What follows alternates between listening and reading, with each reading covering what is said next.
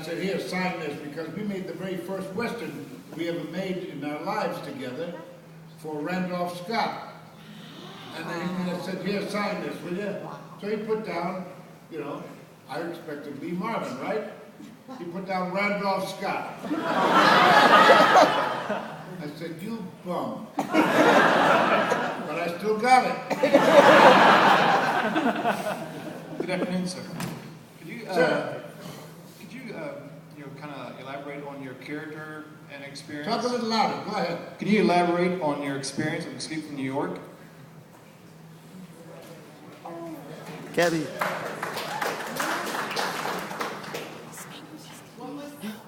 Escape from New York? Escape from New York. Can you just tell us about your experience? Do a costume for that. John Carpenter, the director, I need an older face. called me Could and do said, right. listen, meet me for lunch at the smokehouse over there, opposite of Warner Brothers in Los Angeles. And I said, sure, okay. So I went, and John was wonderful, and I had read the script, and he said, I want you to play the cabbie. I said, I don't want to play the cabbie. I said, I can play it, with my eyes shut. I said, but I thought that part of being the warden was pretty good, playing the warden. And he said, no, but I wrote this for you. Well, John's a pretty good old guy, you know what I mean? And a wonderful fella. And I said, okay, John, for you, I'll do it. So we played it. And uneventful, boom, bam, bim, and I got killed in the whole thing and everything else. And we went to see the film. My wife and I sitting in back, and the whole place was crowded because it was first time ever shown. And all these actors are there, and they were just wonderful. And not a word was said, not a word did you hear about, oh, this, oh, that, nothing until they got to where they found out suddenly that I had died. The car had crashed, and I was there laying down there, and everybody went, oh. I said, my God, John was right. He wrote the part for me.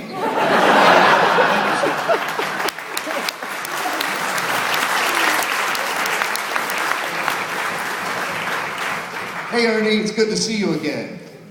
I wanted to publicly, all of us, to congratulate you on winning the Lifetime Achievement Award from the Screen Actors Guild.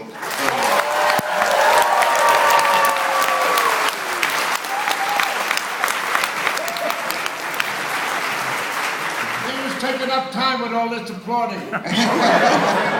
But also, you worked on multiple occasions with three guys who are known for being tough on screen, who are also pretty tough off screen. Glenn Ford, Charles Bronson, and Lee Marvin. What were those three guys really like?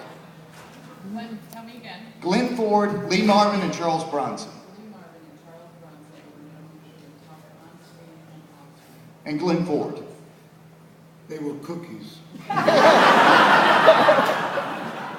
Easiest thing in the world. I've met an awful lot of people in my time. I really have. And you grow to where, you kind of evaluate for yourself exactly what's happening, you know what I mean? And some guys put on airs, and boy, I'm the star, and don't, hey, listen, he's the star. Let him alone. If you're a star in your own right, too, It's that simple. But people forget, they try to outdo one another. And the first thing you know, you get people with, hammering their heads against each other, and you're sitting back laughing all the way to the bank. Right? That's the way it goes. So if you're smart, you just play it down the middle. They were like kids, really. Glenn Ford was, the only thing he said to me, he said, you smoke? I said, no, sir, I don't.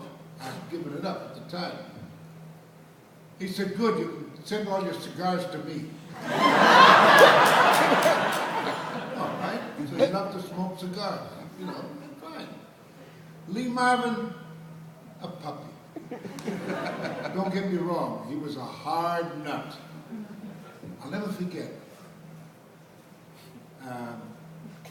I hope that the black people in the audience won't be offended, but Lee was that kind of a fella. He just, you know, threw it away. But we were working in getting ready to do the Dirty Dozen. And we were rehearsing different scenes. And we had finished one scene, and that's when they brought in the football player. I forgot. Jim Brown. Jim Brown. That's it, Jim Brown. And the director said, okay, bring in Mr. Brown. And Lee, you know, offhandedly, he'd been drinking a little bit, and he said, yeah, bring in the nigger. Oh my God. Nothing was said. Not a word was said. Mr. Aldrich said, the director said, Lee, can I see you in my office for a minute? Sure. Walked in. Was there for about 3 minutes. He walked out dead sober.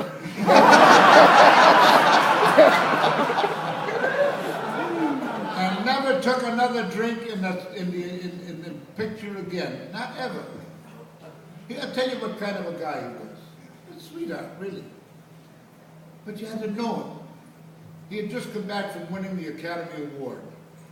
And we were up against, you know, the English, they don't have too much sun. So we were outside, you know, getting a little sunshine on that face and talking back and forth, you know. And he said, yeah, he said, it was wonderful and everything else. And this fella came by and he looked at us, you know, and he said, gee, I wonder what 2 Academy Award winners have to say to each other. And without losing a beat, he said, you'll never know.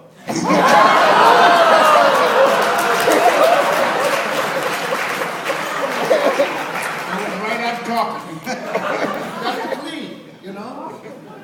Charlie Bronson, hey, sweetest man in the world. We almost got killed together one time. We ran out of cigarettes, and we were doing a picture called Veracruz down in Mexico with Gary Cooper and what the heck was his name? Burt Lancaster. Burt Lancaster. See how you forget? Anyway, so we got on our horses. We were going down to the cantina to get some cigarettes.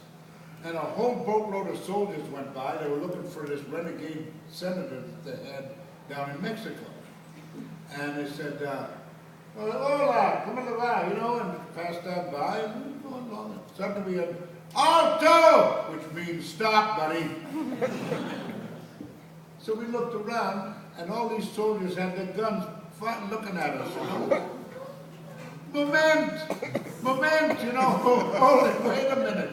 You know, we're actors, and no. They thought that we were, you know, bad guys because we had on our costumes and everything else.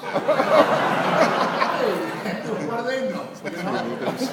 I remember one time in the Wild Bunch, the very first shot that we ever did, we had part of the Mexican army up there, you know, and they said, hey, you know, we're going to be shooting at each other, boom, and okay, fine. And they said, all right, start firing. And I heard, what the hell is going on? Stop, hold it, wait a minute. These guys didn't know that you're not supposed to use real ammunition.